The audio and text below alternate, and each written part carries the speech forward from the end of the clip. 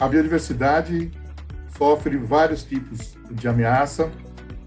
As 5 principais ameaças são a conversão do uso da terra, ou seja, o desmatamento, a destruição de hábitats, a introdução de espécies exóticas invasoras, a questão do aquecimento global e a poluição.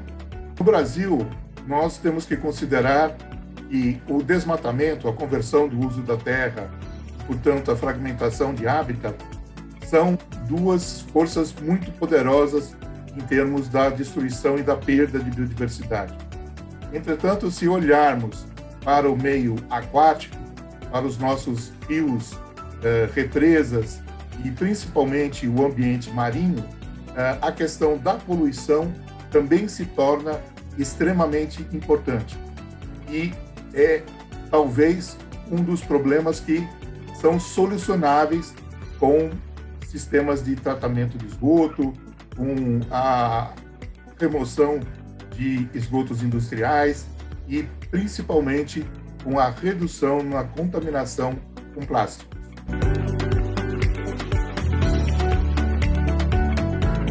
Esse processo de poluição, principalmente a questão da quantidade de plástico que estamos jogando no ambiente, aumentou consideravelmente.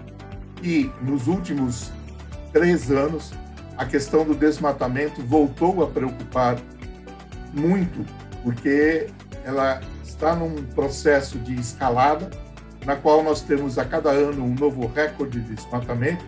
Então, depois de quase 15 anos, onde conseguimos reduzir o desmatamento a praticamente zero, nós voltamos a ter taxas muito elevadas e elas continuam sendo aumentadas. Este ano, com certeza, bateremos um novo recorde de destruição. Então, esta retomada tem nos preocupado demasiadamente.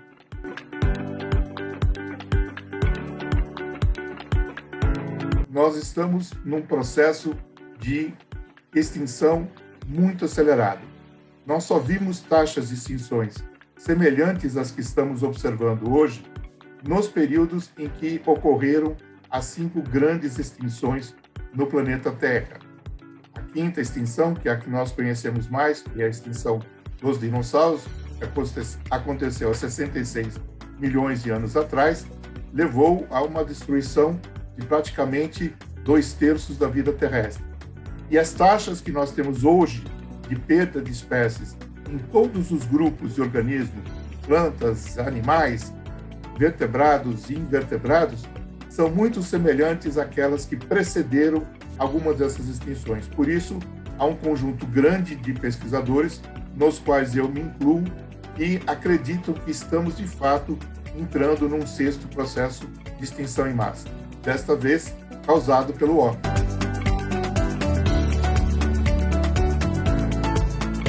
Em 1972, quando a ONU fez a primeira reunião para discutir as questões ambientais em Estocolmo, e o planeta vem procurando soluções para os seus problemas planetários, que são o aquecimento global, a questão da perda da biodiversidade e a questão do aumento das áreas desertificadas. Essas convenções foram assinadas durante a Rio 92, quando o Brasil recebeu a maior reunião de meio ambiente realizada no mundo, com uma presença maciça de chefes de Estado e com decisões importantíssimas para o nosso futuro. O homem vem tentando reduzir essa destruição. Sem dúvida, nós reduzimos, nós conseguimos alguma efetividade em função dessas convenções, mas nós ainda estamos muito longe de conseguirmos parar, de conseguirmos chegar num ponto de estabilidade onde a gente não tenha uma perda maior de biodiversidade. Da mesma forma, com a questão climática, nós continuamos aquecendo o planeta e o aquecimento global se tornará, em 2050, a principal causa de extinção de espécies. Então, esses 2 temas, essas 2 agendas, estão muito interconectadas e deveriam ser discutidas conjuntamente no nível mundial. O aquecimento global, ele impacta de várias formas. No ambiente terrestre, ele acaba provocando uma mudança das faixas de ótimo de ocorrência de espécies. Então, pensemos, por exemplo, na nossa pinheiro do Paraná, a Araucária angustifolia. A araucária, ela tem um ótimo de ocorrência naquelas zonas mais frias entre o estado de São Paulo, o sul do estado de São Paulo e o estado de Minas Gerais. É onde há uma predominância. E isso está associado a várias características fisiológicas da araucária. Com o aquecimento global, os indivíduos jovens de araucária não vão mais conseguir se desenvolver e talvez ela já não consiga mais se reproduzir em algumas áreas e ela será empurrada mais para o sul. A questão é que o limite sul é o limite do nosso planalto. Evidentemente, jamais teremos araucárias nos pampas. Então, a faixa de deslocamento da araucária é relativamente estreita. E se o aquecimento ultrapassar um determinado limiar, essa é uma espécie que está fadada à extinção.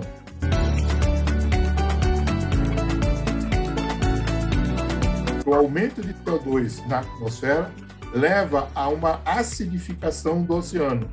Então, todos aqueles animais cuja vida depende de formar uma concha calcária ou formar um esqueleto que depende de uma grande quantidade de calcário, terão o seu ciclo prejudicado, porque o oceano se tornando mais ácido, não haverá a possibilidade da formação de calcária. Isso vai afetar, por exemplo, bivalvos, isso vai afetar corais e uma grande gama de organismos marinhos. Então, é um segundo impacto resultante do aumento de CO2 na atmosfera.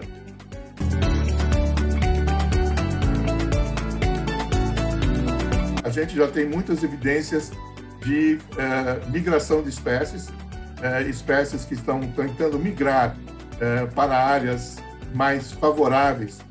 Então, aqui no hemisfério sul, a tendência é delas migrarem para o sul, para áreas mais frias ao sul. No hemisfério norte, a tendência é delas migrarem para o norte, as áreas mais próximas ao Ártico. E isso a gente já vê em pássaros migratórios, isso a gente já vê em borboletas migratórias, isso a gente já vê na distribuição de várias espécies. E a distribuição de espécies é afetada também porque, muitas vezes, árvores vão depender de polinizadores. Os polinizadores podem ter uma faixa ótima de ocorrência que vai ser diferenciada com esse aquecimento. Então, nós podemos ter as plantas num lugar e os seus polinizadores migrando para outros lugares, o que, então, impede a reprodução dessas plantas. A gente já percebe isso tanto do ponto de vista prático como do ponto de vista de modelagem. Quando a gente faz uma modelagem do ótimo de distribuição das espécies, a gente percebe que há uma forte tendência de deslocamento para o sul. Mas a questão é, por exemplo, o Cerrado haveria um deslocamento da sua região mais rica, que está no centro-oeste, para a região sudeste.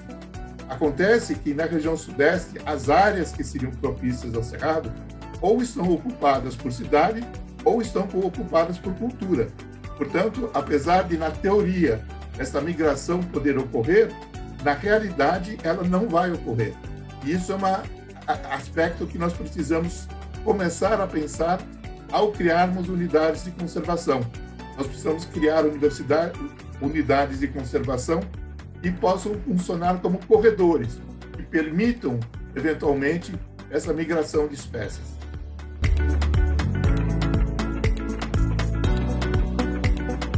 A Convenção da Biodiversidade assumiu 20 metas que deveriam ser cumpridas até 2020.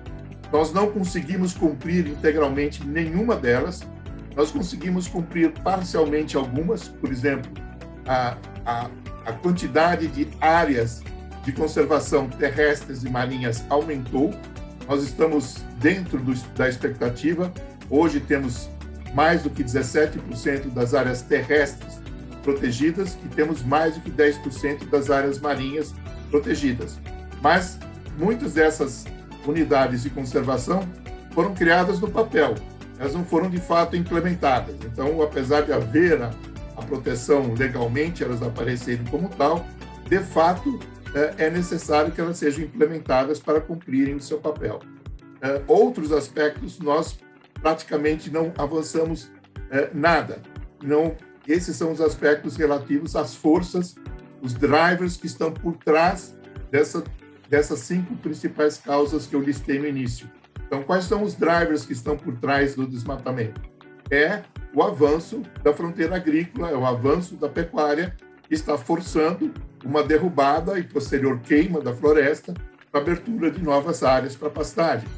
Quais são os drivers que estão levando ao aumento da poluição? Porque nós não estamos controlando as emissões, sejam as industriais, sejam as domésticas. Nós não temos um sistema de saneamento no Brasil adequado e, principalmente, não estamos diminuindo a produção de plástico. Se produz cada vez mais plástico, se usa plástico para cada vez mais coisas e esse plástico todo acaba sendo jogado no ambiente. Então, se você não mudar essas forças que estão por trás dessa destruição, você não vai conseguir reduzir, de fato, a destruição.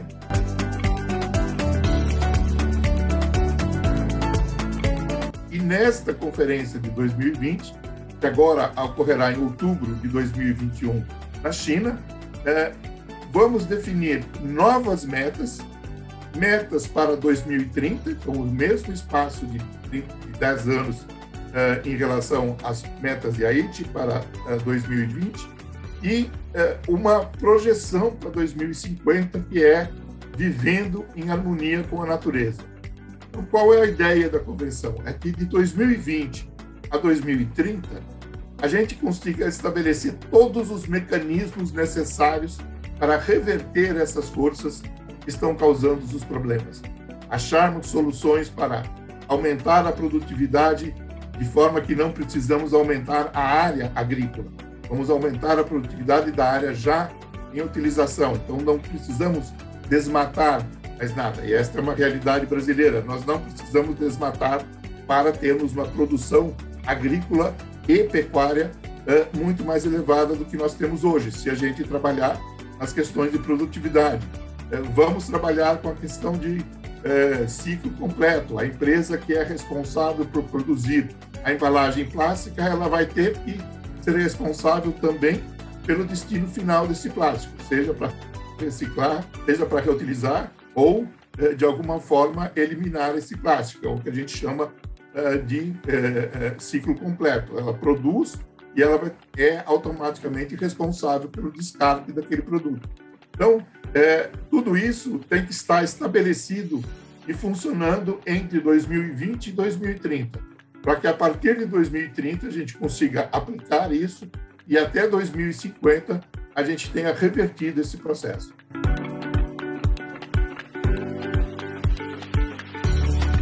Essa é a proposta dessa Conferência das Partes da Convenção da Biodiversidade.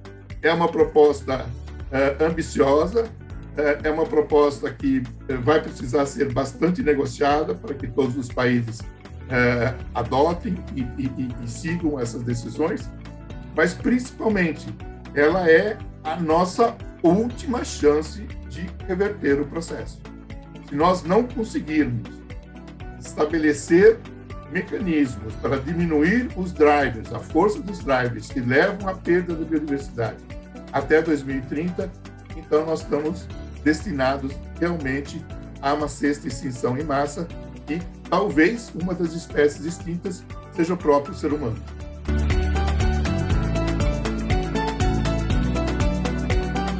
Na questão da biodiversidade, nós, países do hemisfério sul, de uma maneira geral, e aí vamos colocar América Latina, África, parte do Sudeste Asiático, nós detemos a maior biodiversidade. O Brasil é o número 1, é o país que tem a maior biodiversidade. Seja em termos de pássaros, seja em termos de árvores, seja em termos de mamíferos, seja em termos de répteis, o Brasil sempre está lá no topo, aparecendo entre o primeiro e o segundo lugar, e no geral a gente aparece em primeiro lugar. Nossos vizinhos, Colômbia, Equador, Bolívia, Venezuela, também estão lá no topo. né, da mesma maneira como o México e os países da América Central. Países africanos, África do Sul, também tem essa alta diversidade. Filipinas, Indonésia, Sudeste Asiático também tem.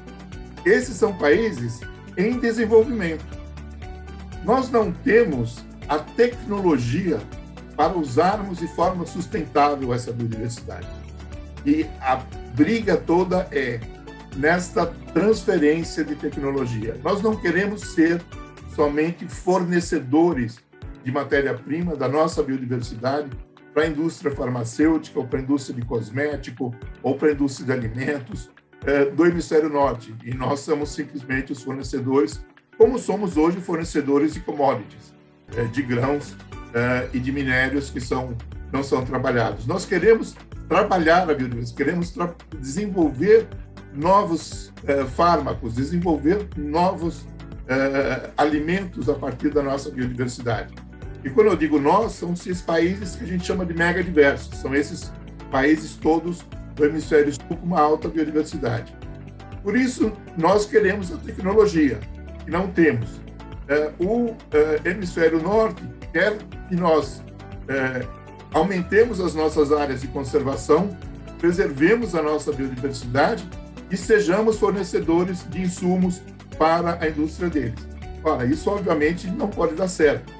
Nós temos que participar desse desenvolvimento, participar, a própria convenção prevê uma divisão justa e equitativa dos benefícios oriundos do uso sustentável da biodiversidade, e é essa briga que coloca os países do hemisfério sul contra os países do hemisfério norte. Nós precisamos chegar num acordo.